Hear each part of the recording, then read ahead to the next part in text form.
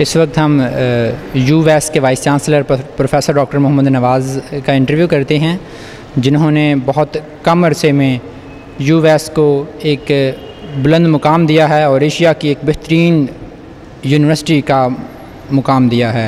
यकीनन उनकी सर्विसेज और उनके अचीवमेंट्स उन्हीं से सुनते हैं। आइए इंटरव्यू की तरफ। बिस्मिल्लाहिर्रहमानिर्रहीम। सर, आप अपनी अर्ली लाइफ के बारे में कुछ बताइए। मैं जी पैदा हुआ था एक गांव में, और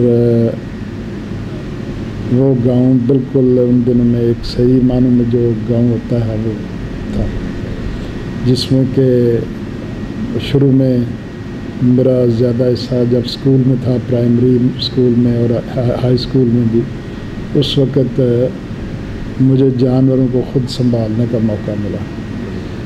यानी भैंसों को, बकरियों को, या जो थे उनको खुद उनके लिए चारा काटना, फिर उसको काट करके कुतरना जिसको कहते हैं, फिर उनको डालना, संभालना, उनको नहलाना, ये ख़ुद मैं अपने हाथ से करता रहा हूँ फैमिली में। तो मैट्रिक फिर मुझे शहर में आकर के करनी पड़ी, क्योंकि स्कूल के बीच प्राइमरी स्कूल था गांव में। तो मैट्रिक जो है वो करके तो फिर मैं लाहौर आ गया, इसी अदारे का स्टूडेंट बना मैं उस वक्त। तो जो गांव की ज़िंदगी है, ऑफ कोर्स वो एक अपना उसका अंदाज़ था उस वक़्त। अब तो गांव भी काफ़ी बदल चुके हैं। उस वक़्त बिजली भी नहीं होती थी और हम लैंप की रोशनी में पढ़ा करते थे। मैट्रिक का इम्तहान मैंने लैंप की रोशनी में पढ़ के दिया था। तब बिजली थी ही नहीं गाँव? नहीं, अभी उस वक़्त नहीं आई थी, उसके बाद आ गई थी। कौन सा इलाका है आपका, कहाँ से आपने अपने बचपन गुजारा?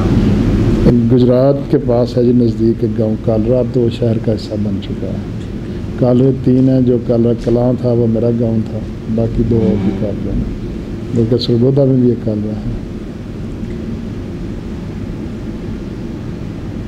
जब आपने डॉक्टरेट कंप्लीट किया तो कैसी फीलिंग्स थी आपकी? आपको कैसा रिस्पांस मिला?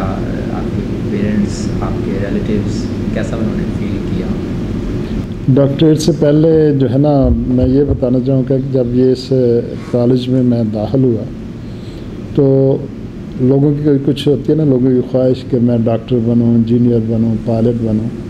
लेकिन मेरी शुरू से ये जो है मैट्रिक करने के बाद ख्वाहिश यही थी कि मैं ये शोबा जो है इसको अपनाऊँ, और अल्लाह ताला ने मुझे मौका दिया, दाखिला मिल गया। फिर यहाँ से मैंने बहुत लायक नहीं हुआ करता था, लेकिन जो पहले 10-12 स्टूडेंट्स उनमें होता था मैं, और हर साल जो है वो पास कर लिया करता था एग्ज़ामिनेशन में, क्योंकि यहाँ पे बहुत एक कॉमन था कि लोगों के सप्लीमेंट्री जो है ना वो एग्ज़ाम उनको देना पड़ता था। यहाँ से करने के बाद फिर मैं चला गया फैसलाबाद, वहाँ पे मास्टर्स मैंने की। मास्टर्स करने के बाद मैं चला गया बलूचिस्तान में, वहाँ पे मैंने एज वेटनरी डॉक्टर काम किया। अच्छा, वो जो एक फ़ील्ड का एक्सपीरियंस मेरा ख्याल है वो मेरी ज़िंदगी का एक ख़ासा अहम असासा है, क्योंकि उसमें मैंने इतना कुछ सीखा जो कि सिचुएशन ऑन द ग्राउंड, और ख़ुसूसी तौर पे बलूचिस्तान में जब आप जा कर के काम करते हैं, जो कि हमारा पसमानदा तरीन इलाका है, और वहाँ पे फैसिलिटीज़ भी नहीं है। उन दिनों में तो वहाँ पे कोई सवारी भी नहीं हुआ करती थी, साइकिल पे, पैदल, घोड़ों पे या कैमल के ऊपर जाना में ट्रैवल करना पड़ता था जब हम बाहर जाया करते थे। अच्छा, दिलचस्प बात यह है कि मैंने गर्मियाँ सिद्दी में गुजारी, जो कि गर्म तरीन इलाका है। अच्छा, फिर सर्दियों में मुझे कोयटा में ट्रांसफ़र किया गया, तो मुझे ये दोनों जो है ना एक्सट्रीम बलूचिस्तान के देखने का, गर्मियाँ सिद्दी में और सर्दियाँ जो कोयटा में गुजारने का मौका मिला। लेकिन मैंने वहाँ पे बहुत सीखा। उसके बाद मुझे यूनिवर्सिटी एग्रीकल्चर फैसलाबाद यूनिवर्सिटी में जॉब मिल गई, तो मैं वहाँ से एग्रीकल्चर यूनिवर्सिटी में आ गया। यहाँ तकरीबन जल्दी मैंने एक वो ज़हन में रखा हुआ था कि मैं 30 साल तक PhD मैंने करनी है, और फिर जो फैमिली लाइफ है वो शुरू करनी है। जब वहाँ पे मैंने देखा कि अभी ना मुझे कोई स्कॉलरशिप मिल रहा है, ना कोई और ऐसी पॉसिबिलिटी है, तो मेरे फैमिली मेम्बर्स, भाई जो थे वो डेनमार्क में थे, तो उन्होंने मुझे कहा कि आप हमारे पास आ जाओ। मैं वहाँ पे चला गया। वहाँ पे जा कर के मैंने जब यूनिवर्सिटी में जा के बात की, तो मुझे वहाँ पे उन्होंने 1 माह पहले उन्होंने रखा कि आप जो है ना हम आपका ट्रायल लेंगे, अगर आप इस काबिल हुए कि आप PhD कर सको तो फिर तो हम आपको रखेंगे, वरना आप लोग। 1 माह बाद उन्होंने फिर ख़ुद ही दाखिले का भी, स्कॉलरशिप का भी, सारी कोशिशों में, अल्लाह का शुक्र है कि 1 माह में उन पर इतना अच्छा इम्प्रेशन पड़ा कि वो सारे के सारे जो है ना फेवर करने लगे मुझे। वहाँ से PhD मुकम्मल करने का जो आपने बात की कि कैसी फीलिंग्स थी। अच्छा, मैंने उसी दौरान में शादी भी कर ली, मेरी मिसेज़ वहाँ पे आ गई और हमारा पहला बेटा भी वहाँ पे पैदा हुआ। लिहाजा जो वो है ना एक सेंस ऑफ अचीवमेंट, वो अकेली नहीं थी वहाँ पे। अल्लाह का शुक्र है कि जो मैं सोच रहा था ना कि 30 साल की उम्र तक मैंने PhD भी कर ली, अल्लाह ताला ने शादी भी करवा दी, बेटा भी हो गया, तो बाकी that was sense of accomplishment के अल्लाह ताला के फजल से मैंने वो जो PhD मुकम्मल की। और खुशी तो ज़ाहिर सभी को होती है, that was the highest degree at that time, बल्कि अभी जो कि वन कुड अचीव, तो यकीनन उसकी खुशी बहुत सब ने फील की। सर, मोहम्मद नवाज़ जो एक मिडिल क्लास फैमिली से बिलोंग करता और एक मिडिल क्लास लाइफ गुजारी, वहाँ से एक गांव से आज वो एक पाकिस्तान की सबसे बड़ी वेटरनरी यूनिवर्सिटी के वाइस चांसलर हैं, ये सफ़र कैसा रहा, इस पर थोड़ी डिटेल।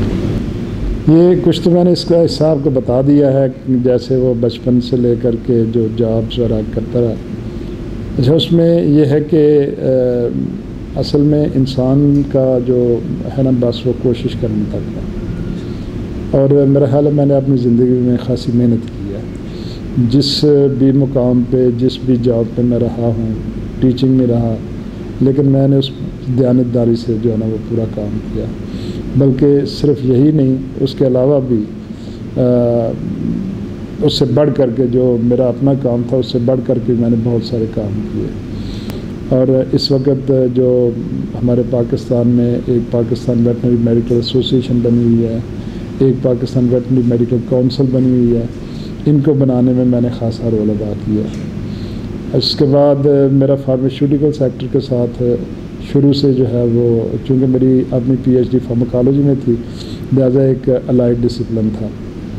मिनिस्ट्री ऑफ हेल्थ के साथ मिल कर के मेरा ख्याल है मैं उनकी बहुत सारी कमेटीज़ में मैंने काम किया है, मिनिस्ट्री ऑफ हेल्थ। और अभी भी मैं 1981 से लेकर के आज तक उनके साथ जो है काम कर रहा हूँ।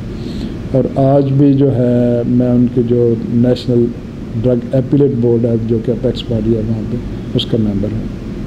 अच्छा, जो ये सफ़र एक टाट वाला स्कूल था, बिल्कुल सही है, वहाँ से सफ़र का आगाज़ हुआ। अच्छा, फिर बहुत कोई हाई फाई स्कूल, वो गुजरात में उस वक्त अच्छा स्कूल था, पब्लिक हाई स्कूल, जहाँ से मैंने तालीम की, मैट्रिक किया। उसके बाद यहाँ जब कॉलेज में आ गए तो यहाँ से जो है जो वो हमारी करैक्टर बिल्डिंग और मेहनत करने की जो आदत पड़ी। और यहीं पे मेरे एक ज़हन में एक वो होता था कि अल्लाह ताला अगर मुझे इस मुकाम पे पहुंचा दे कि मेरे पास लेबॉर्ट्री हो, मैं लेबॉर्ट्री में बैठ करके रिसर्च कर रहा हूँ, तो अल्लाह ताला ने मुझे वो पॉसिबिलिटी जो है वो ज़िंदगी में दे दी। उसी की वजह से ये है कि जब आपको अपनी मर्ज़ी का काम मिल जाता है तो आप उसमें मेहनत भी करते हैं और दिलचस्पी भी होती है, डेडिकेशन होती है, तो वो ऐसे ही चलता रहा।